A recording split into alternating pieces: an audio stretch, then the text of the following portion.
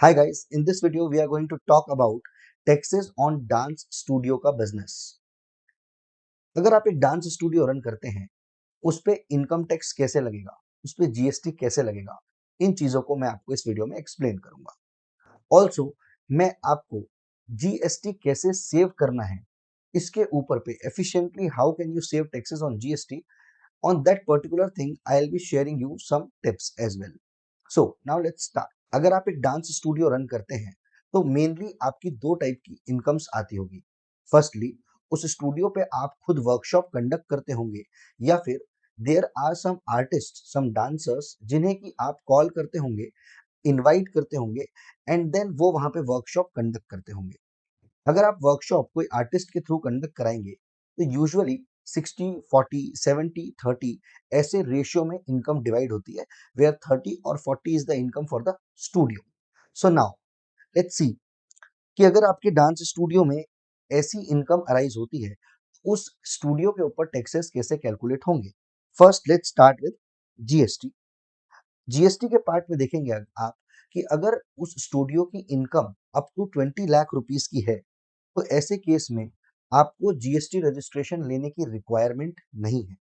Nevertheless अगर आप registration नहीं लेते हैं तो ऐसे केस में आपको उस पे जीएसटी पे करने की लाइबिलिटी भी अराइज नहीं होगी। So it's always recommended that you should not opt for voluntary registration, otherwise 18% का जीएसटी टैक्स का लाइबिलिटी आपके ऊपर अराइज हो जाएगा। अगर मान लीजिए आपकी इनकम 20 लाख रुपीज से एक्सीड करती है, ऐसे केस में इट इज कंपलसरी कि अब आपको जीएसटी में रजिस्ट्रेशन लेना होगा। First part. सेकेंडली, आप एक बार जीएसटी में रजिस्ट्रेशन ले लेंगे तो आपको उस पे जीएसटी पे करना होगा 18% का। मतलब अब आप जो भी वर्कशॉप कंडक्ट करेंगे उससे आने वाले रेवेन्यू पे you have to add 18% as GST. Also अगर आपका इनपुट टैक्स क्रेडिट बनता है, if you have purchase certain things, उसमें जो आपके पास में जीएसटी आया हुआ है उसका आप आईटीसी मतलब कि डिस्काउंट रिबेट क्लेम कर सकते हैं ओवर दैट 18%। सो इफेक्टिवली आप देखेंगे कि 5 to 6% और may B 2-3% depending upon ITC क्या रहता है, इफेक्टिवली आपका नेट 12 से 15% का जीएसटी लाइबिलिटी आने वाला है। Although on papers it is 18% on the invoice. अब यहाँ पे दो टिप्स आती है जिसके थ्रू आप legally effectively lakhs of taxes save कर सकते हैं, which we have used in a client case, and वहां पे हम लीगली टैक्सेस सेव कर रहे हैं। इसे हम थोड़ा रुक के डिस्कस करते हैं so that I will be explaining you in detail. Now let's talk about income tax. अगर आप डांस स्टूडियो रन करते हैं और उसमें जो आप इनकम अर्न करेंगे उसमें आपको टैक्सेस कैसे कैलकुलेट होंगे। For that you have to maintain records कि आपने क्या क्या इनकम अर्न करी है और आपने क्या क्या एक्सपेंसेस करे हैं। आप जितने भी एक्सपेंसेस करेंगे उन सभी एक्सपेंसेस का आपने बिल लेना चाहिए। एग्जाम्पल के लिए हो सकता है कि आप सोशल मीडिया मार्केटियर को पैसे दे रहे हो। There might be the case that you are paying for travel of the artist और may be for booking of hotels of artist. There may be case when you might be paying to the video editor, to Instagram marketer.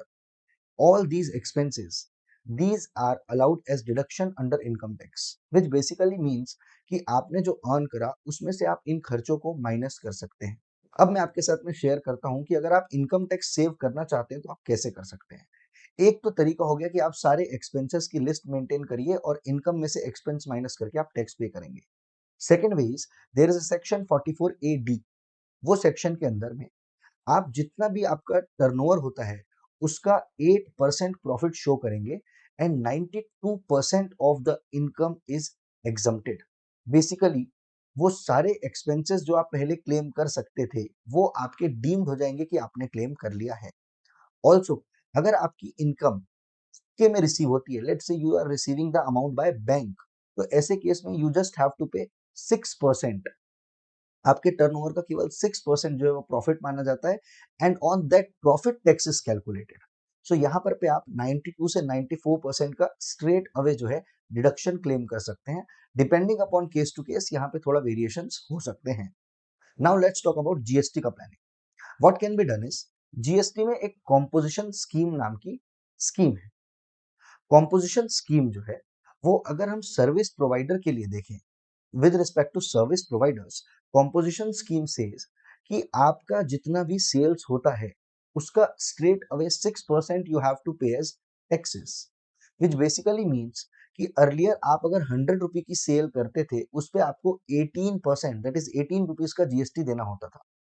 अगर input आपका 2-3% का रहेगा तो आपका मान लीजिए 18 rupees का जीएसटी आता है, 2-3 रुपए का आईटीसी आता है, तो भी इफेक्टिवली आपका 15 to 16% का टैक्स होता है। इन कॉन्ट्ररी, अगर आप कॉम्पोजिशन स्कीम को ऑप्ट करते हैं तो आपका अगर 100 रुपीज का रिसीट होता है तो उस पे आपको स्ट्रेट केवल और केवल 6% का टैक्स पे करना होगा।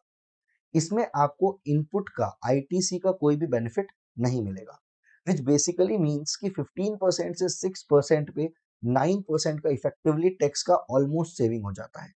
Second, one more very effective way which can be implemented is, अगर आपके पास में अलग अलग डांसर्स आते हैं जो वर्कशॉप कंडक्ट करते हैं, ऐसे केस में you can register yourself as an online business.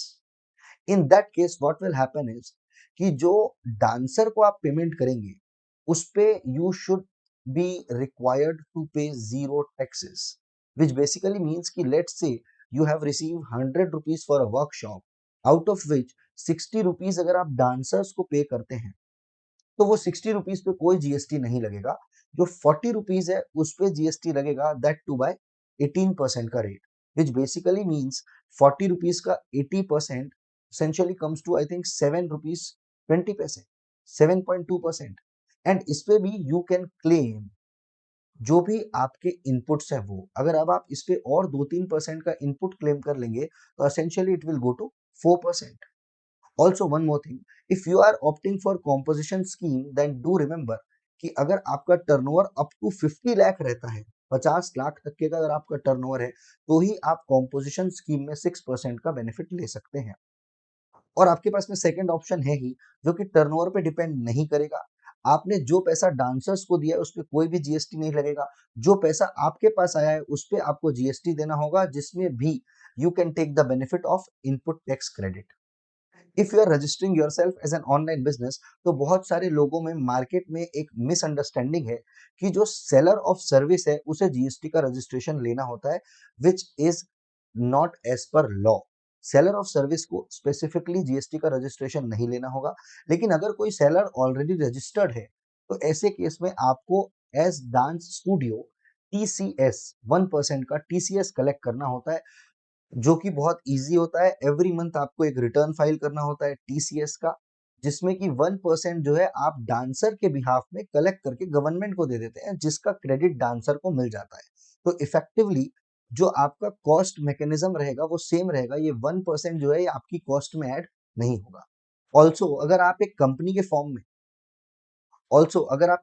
के फॉर्म में ऑपरेट करते हैं जहां पे जब आप डांसर्स को पेमेंट करते हैं तो उसमें टीडीएस डिडक्ट करने की रिक्वायरमेंट आती है, बट डांसर्स आपको टीडीएस डिडक्ट करने से मना करते हैं, तो ये वाला जो आपका प्रॉब्लम है ये भी सॉल्व हो जाएगा once you will register yourself as an online business. So that is also a good tip, और अगर आप एक कंपनी है तो आप उसको भी यूज कर सकते हैं। सो आई होप आपके डांस अकेडमी को लेकर के जीएसटी और इनकम टैक्स के डाउट्स क्लियर हो गए होंगे। And if you want to get compliance service with effective tax planning, consider reaching out to us. You will find the link in the description and the first comment. Thank you.